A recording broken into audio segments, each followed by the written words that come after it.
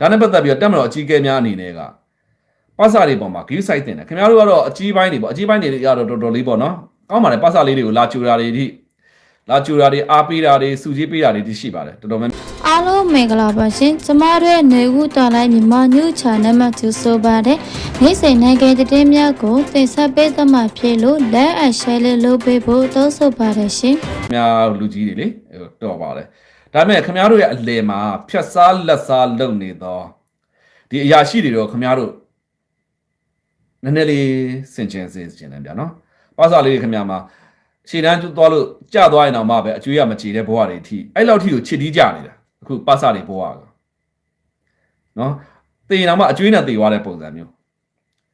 ခြေတန်းထွက်အကျွေးကလည်းပဲမြုပ်နေနော်တချို့ဖြစ်ရကလေးတွေကျွန်တော်ကိုယ်တိုင်လည်းတင်ပြခဲ့တာရှိပါတယ်နော်တော်တော်ပဲ့ပါတယ်ခင်ဗျားတို့အဲ့ဒီပါစာလေးတော်ပါတယ်ခင်ဗျားတို့ပြောနေသလိုမျိုးပါစာလေးကြောက်တယ်တော့မဟုတ်ဘူးပေါ့တချို့ပါစာတွေဆိုလို့ရှိရင်သူရဖွဲ့တွေပါရတာတွေရှိတယ်တချို့ပါစာတွေဆိုလို့ရှိရင်လည်းစီရေးမှာအရန်ပေါ့ရန်တက်ကြွပြီးတော့ဟိုခြေလမ်းမပြီးတည်ရတာလည်းရှိပါတယ်အဲ့တော့အခုဒါနဲ့ပတ်သက်ပြီးတော့ကျွန်တော်ဖြစ်ရလေးကျွန်တော်တိတိကျပြောပြချင်တယ်သိလားခုကတလားကိုနော်ဟို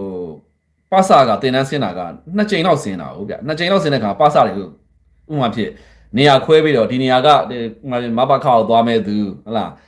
နတ်တခါကိုသွားမဲ့သူဟုတ်လားရတခါကိုသွားမဲ့သူစသဖြင့်ပေါ့ဒါမျိုးပါစာတွေကိုခွဲပေးလိုက်တယ်ပါစာတွေခွဲပေးလိုက်ခါတခဏတနေရာသွားလို့ရှိရင်အယောက်200 300အင်အားအဲ့လိုမျိုးခွဲပေးတာဟုတ်ခွဲပေးတဲ့ခါမှာကုန်းလမ်းကြောင်းကသွားမယ်ဟိဆိုလို့ရှိရင်ဒါတနည်းအားဖြင့်လမ်းမှာဖြတ်တိုက်ခံပါရဲ့ကြောက်ရတဲ့အခါမှာတော့စစ်တပ်ကအခုလောလောဆယ်မှာလေ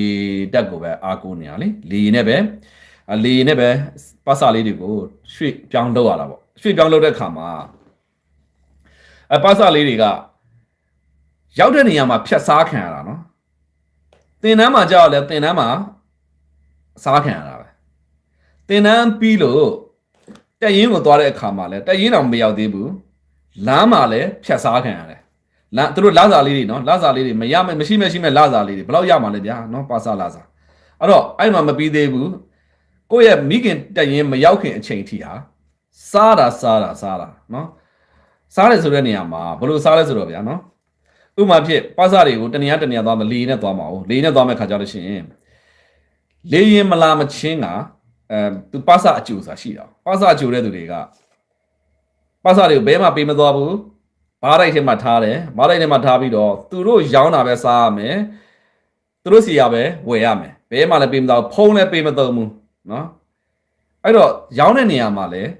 အဲ့ဒီရာရှိကနော်အရာရှိဒါနာမည်နဲ့ပါကျွန်တော်ပြောမှာနော်ဟုတ်တယ်ရာရှိနာမည်နဲ့ပါပြောမှာရောင်းတဲ့နေရာမှာလည်းဘယ်လိုလုပ်လဲဆိုလို့ရှိရင်တစားတံပစ္စည်းကနော်စစ်တက်မလို့ထုတ် BR တွေပါရောင်းတော့ဗျာနော်ရောင်းတဲ့ခါမှာ3စတင်ရောင်းတာနော်3စတင်ရောင်းတာဥပမာပြ BR 2500ရောက်တန်တာ9000နဲ့ရောင်းတာနော်9000နဲ့ရောင်းတယ်အမှအစားတောက်တွေသူတို့ဆိုင်ကလည်းလို့ဂျန်တဲ့နေရာမှာစားလို့မရအောင်အဲ့တော့ပါစာလေးတွေအဲ့မှာဟိုလေရင်မလာလို့ကြာစောင့်ရလေပါစာလေးခင်ဗျအကျွေးရလည်းပဲမြုပ်အကျွေးရလည်းပဲမြုပ်နေအဲ့တော့ဒါနဲ့ပတ်သက်ပြီးတော့ဖြစ်ရတိတိကျကျကျွန်တော်ပြောမယ်ဗျာနော်တိတိကျပြောမယ်ဆိုလို့ရှိရင်ဒါမြစ်ကြီးနားနဲ့ဆိုင်တယ်နော်မဘခဘက်ကပေါ့အဲ့တော့မဘခကိုပါစာအုပ်စုလိုက်လွှတ်ရတာဟုတ်လွှတ်တဲ့ခါမှာအဲ့ကိုလေနဲ့သွားမှာလေနဲ့မသွားခင်မှာသူတို့ကိုမိထီလာမှာထားတယ်မိထီလာမှာခမရပေါ့ခမရ113ပေါ့အဲ့မှာထားတယ်အဲ့ဒီထဲမှာပါစာလေးတွေအားလုံးစုထားတယ်ပေါ့ဗျာအင်အားယာနဲ့ချီပြီးသူတို့ကတပတ်ကို2ကြိမ်လောက်ဆင်းတဲ့ဆိုတော့တစ်ခေါက်ကိုယာနဲ့ချီပြီးဆိုတော့ဒီပါစာတွေလာတိုင်းမှာဒီအရာရှိပေါ့အဲ့အရာရှိရဲ့ဥဆောင်သူအရာရှိဆိုလို့ရှိရင်ဘယ်သူတို့ပြောမလဲဆိုတော့ G1 အဆင့်ဗျG1 အဆင့်ရှော့မတွက်နဲ့တင်ထွန်းနိုင်ဆိုတဲ့ပုံကိုပေါ့ဗျာနော်သူကဘယ်အကြောင်းအားလဲဆိုလို့ရှိရင်တော့မြစ်ကြီးနားတင်တန်းအကြောင်းကပေါ့မြစ်ကြီးနားကျွန်တော်တို့ဘာအကြောင်းခေါ်မလဲဆိုလို့ရှိရင်ပြည်တော်တင်တန်းအကြောင်းကသူကပါစာတွေကိုစင်းကြိုပေးရတော့စင်းကြိုတဲ့ခါမှာပါစာတွေအားလုံးကိုသူမိမဈေးရောက်နေသူကပါစာတွေစီကနေပြီးတော့အဲ့မှာဝယ်လို့ရှိရင်ဈေးက3ဆလောက်တင်ရောင်းတယ်တင်ရောင်းတဲ့ခါမှာပါစာလေးခင်ဗျအကျွေးကလည်းမမြုပ်နေတာပေါ့ဗျာနော်စမူစာဘလောက်အဲ့မှာဈေးနှုန်းတွေသွားကြည့်လိုက်ပါနော်စမူစာဆိုလို့ရှိရင်တစ်စဆို3ဆလောက်တင်ရောင်းတယ်အဲ့တော့ဘီယာဆိုလို့ရှိရင်3ဆလောက်တင်ရောင်းတယ်ပါစာလေးတွေရတစ်တာလေးတွေအစမင်းတို့တင်လို့မရဘူး တက်တာတွေအဲ့တက်တာတင်လို့မရတက်တာတွေပတ်စာလေးရဝယ်လာတာအဲ့ဒါသူတို့ပြန်ရောင်းစားနော်ပတ်စာလေးပေါ်မှာနောက်ထပ်ဆာလာအိတ်တင်ဆာလာအိတ်ဆိုလို့ရှိရင်လည်းဆာလာအိတ်ကြီးကတာမန်ဈေးက1000ပဲရှိတယ်သူစီအောင်9000ဖြစ်သွားတယ်အဲ့တော့ဒီလောက်ချစ်တီးကြနေတဲ့ဒီပုဂ္ဂိုလ်ဒီပုဂ္ဂိုလ်ကဘယ်သူနဲ့လဲဆိုတော့ခင်ဗျအခုတက်ချုပ်ဖြစ်တဲ့ဘယ်သူကလဲဦးရဲဝင်းဦးနဲ့ကဥဒ္ဒဆပါတပတ်စင်နေဆိုတဲ့ခါကျတော့နဲတဲ့အဆင့်မှမဟုတ်တာနဲတဲ့အသက်အရွယ်လည်းမဟုတ်တော့ဘူးเนาะအဲ့တော့ပတ်စာလေးခင်ဗျမှာကိုမိမိရဲ့တင်တန်းပေါ်ခေါ်မလဲဆိုတော့တင်တန်းပြီးလို့မိမိရဲ့တက်ရင်တော့မရောက်သေးဘူးသူတို့တွေမှာဘာဖြစ်သွားပြီလဲကောင်းလုံးပေါ့အကျွေးရ level မြောက်နေအကျွေး level မြောက်တယ်ပဲရှေ့တန်းသွားတော့လေသူတို့တွေကြာတာများပါတယ်เนาะအဲ့တော့တေးရင်တော့မှအကျွေးနဲ့တေးရတဲ့ပုံစံမျိုးတွေဖြစ်တယ်ဒါမျိုးတွေတော့မလုပ်သင့်ဘူးเนาะအဲ့ဒါလေးတွေတေးချာစစ်စစ်စေချင်ပါတယ်เนาะစစ်စစ်စေချင်ပါတယ်ထာဝရလန်းဆန်းအားပေးလျက်ပဲကွန်မောင်ရေးတယ်မြကြီးနားကပါတဲ့ပါစာတွေဂိတ်တွေမှာအများကြီးဗါလဲလေဂိတ်တွေအများကြီးပေးထားပြီးစက်ကြီးပြန်ကောက်တဲ့သဘောပါတဲ့။အော်မြကြီးနားဘက်ကနော်ဒါမျိုးတွေဖြစ်နေတယ်။ပြောရမယ်ဗျပြောရမယ်အဖြစ်မှန်တွေကိုကျွန်တော်တို့ပြောရမယ်နော်။အဖြစ်မှန်တွေပြောတဲ့ခါမှာမဆောင်ရွက်ဘူးလားဆိုတော့သူတို့လည်းနားထောင်ပါတယ်ဆောင်ရွက်ပါတယ်။ဥပမာဖြစ် AR တိုင်းဘက်ကကိစ္စလေးဆိုလို့ရှိရင်ကျွန်တော်တစ်ခါပြောလိုက်တယ်။ပြောတဲ့ခါမှာခေါ်ယူစစ်ဆေးပါတယ်။စစ်ဆေးတဲ့ခါမှာရဲခေါ်စစ်ဆေးတယ်။ရဲခေါ်စစ်ဆေးတဲ့ခါကျတော့အပြင်ပြန်ထွက်လာပါပြောရဲဆိုတော့ကွာတဲ့ဒီကောင်တို့က30လောက်မြောက်တော့30ပဲပြန်ထွက်လာတဲ့အခြေအနေမျိုးတွေရှိပါတယ်နော်အဲ့တော့သူတို့လည်းနားထောင်ပါတယ်နော်ဟိုအကြောင်းအရာတစ်ခုက line ပေါ်မှာပြန့်သွားပြီးကျွန်တော်တို့တွေကပြောလိုက်ပြီးဟဲ့ဆိုလို့ရှိရင်တော့တဆင့်စကားတဆင့်နာကြားပေါ့ဗျာကြားပြီးတော့အရေးယူဆောင်ရွက်တာတွေရှိပါတယ်အရေးယူဆောင်ရွက်တဲ့ခါမှာစီခိုးရောက်တဲ့ကိစ္စဆိုလို့ရှိရင်30ပေးပြီးပြန်ထွက်လာဆိုတဲ့သတင်းကျွန်တော်ရရှိထားပါတယ်နော်အဲ့တော့ရဲကလည်းမစစ်ဘူးလို့ဆိုတော့စစ်တယ်ဒါပေမဲ့30နဲ့ပြန်လှုပ်ပေးတယ်ဗျဒါတွေကလည်းကျွန်တော်လည်းမဖြစ်နေပြောရတော့နောက်တော့ဟောက်တော့သူတို့တွေလှုပ်တဲ့အကိုင်တဲ့နေရာမှာဆင်ကျင်သွားမယ်လို့မျှော်လင့်တာပါဗျာနော်မြန်မာမောင်နဲ့ဗိုလ်ချုပ်ထွန်းမြတ်နိုင်တဲ့အာနာယူမင်းအောင်လိုက်ကိုဘယ်လိုမြင်လဲတခုခုပြောပြပါအောင်တဲ့ဒါနဲ့ပတ်သက်ပြီးကျွန်တော်ခဏပြောပါရနော်ကောင်းတဲ့အမေရိကန်ကြားဖြတ်နှိမ်နှင်းမယ်ပြောပြီးတော့မြန်မာနိုင်ငံမှာကောတဲ့တကယ်ထိရောက်တဲ့နှိမ်နှင်းနိုင်မှာမလားဟာအမေရိကန်ကကြားဖြတ်နှိမ်နှင်းမယ်မြန်မာနိုင်ငံကြားဖြတ်အမြင့်တွေတော့မကောဆွဲနေပြီတော့ဆွဲနေတာကျွန်တော်ဒါနဲ့ကြားဖြတ်နဲ့ပတ်သက်ပြီးဆက်လက်ဖော်ထုတ်ပြောဆိုဖို့အများကြီးရှိရနော်ခင်ဗျားတို့အဲ့ဒီမပြောကောင်းနေထိပါတဲ့အတွက်ကြောင့်မို့ကျွန်တော်ခဏစောင့်နေတာဖြစ်တယ်နော်ခင်ဗျားလည်းတွေ့မှာပါဗျာနော်အရာရှိတွေဗိုလ်ချုပ်စင်တွေကြားဖြတ်နှိမ်နှင်းနေပါပြီနော်စတယ်ပြီးတော့ကျွန်တော်ကဘူးလေးရဖေုံထက်ဆင်းရမှာဖြစ်နေ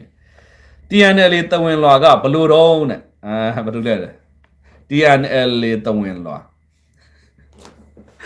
ကြောက်ဒီကိစ္စဆိုလို့ရှိရင်တော့မဖြစ်မနေကျွန်တော်ကပြောရမှာပဲဗျာတဲ့ညနာလည်းထောက်ထားလို့မရအောင်လေခင်ဗျားတို့အစညီနောင်၃ဖွဲ့ဆိုတာပါလဲသိလားမြောက်ပိုင်းမဟာမိတ်၃ဖွဲ့မှာဘယ်ဖွဲ့တွေပါလဲကျွန်တော်တစ်ချက်လောက်သိရသူများရေးပေးပါဦးမြောက်ပိုင်းမဟာမိတ်၃ဖွဲ့မှာဘယ်သူတွေပါလဲဘယ်ဖွဲ့တွေပါ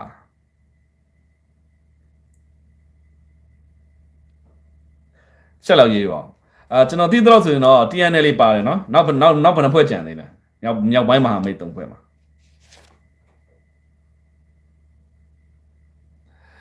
နော်ဘယ်သူတွေပါလဲကိုကန့်ပါမယ်ထင်တယ်နော် MNT ပါမယ်ပြီးတော့ဘယ်သူပါသေးလဲဗျမြောက်ပိုင်းမှာမတယောက်ရေးသွားပြီမှန်တယ်ဗျာနော်ညံစမ်းမေးဖို့လေးပါမြောက်ပိုင်းမှာမိတ်၃ဘက်မှာတဲ့ AA ပါတယ် TNL ပါတယ် MND ပါတယ်မှန်တယ်ဗျာမြောက်တော်တာပဲနော်မြောက်တော်တယ်မြောက်တော်ပါဒါပေမဲ့အခုမြောက်ပိုင်းမဟာမိတ်၃ဘက်ကအစ်စ်ပြန်လဲဖွဲ့စည်းလိုက်တဲ့ပုံဖြစ်သွားပါပြီမြောက်ပိုင်းမဟာမိတ်၃ဘက်မှာအခုဆိုလို့ရှိရင်ဦးမင်းအွန်လိုင်းရဲ့တက်မတော်ပါနေတဲ့ပုံစံမျိုးဖြစ်တာဟုတ်နော်အဲ့ဒီအတွက်ကြောင့်မို့လို့မြောက်ပိုင်းမဟာမိတ်၃ဘက်မှာ AA မပါတော့လေ AA မပါတဲ့အတွက်ကြောင့် MNDA ရဲ့ TNL ရဲ့နော်တက်မတော်ရဲ့ဖြစ်သွားပြီအဲ့ဒီအတွက်ကြောင့်မို့လို့ဒီအဖွဲ့ကိုဘယ်သူကပြန်လဲဖွဲ့စည်းလိုက်တာလဲဆိုတဲ့ခါကျတော့တရုတ်နိုင်ငံကနော်တိတ်ရှိကျွမ်းဥဆောင်ပြီးတော့ပြန်လဲပြီးတော့ဖွဲ့စည်းလိုက်တဲ့ပုံစံမျိုးဖြစ်ပါအဲ့တော့မြောက်ပိုင်းမဟာမိတ်၃ဘက်မှာအခုဆိုရင် TNL ရဲ့ MNDA ရဲ့တက်မတော်ရဲ့ဖြစ်သွားပါပြီအဲ့ဒီအတွက်ကြောင့်မလို့ဒါမဟာမိတ်စင်းမှာ AA မှာပါတော့ပါဘူးနော်ဒါကြောင့်တရုတ်ရဲ့လူလိုက်ရတော့မှာဘူးနော်တရုတ်လောက်မှာအစ်စ်ပြန်လဲဖွဲ့စည်းလိုက်ဆိုတဲ့ပုံစံဖြစ်သွားတာပါ ကိုကန့်ရဲ့ဘလောင်ရဲ့အေးမပါတော့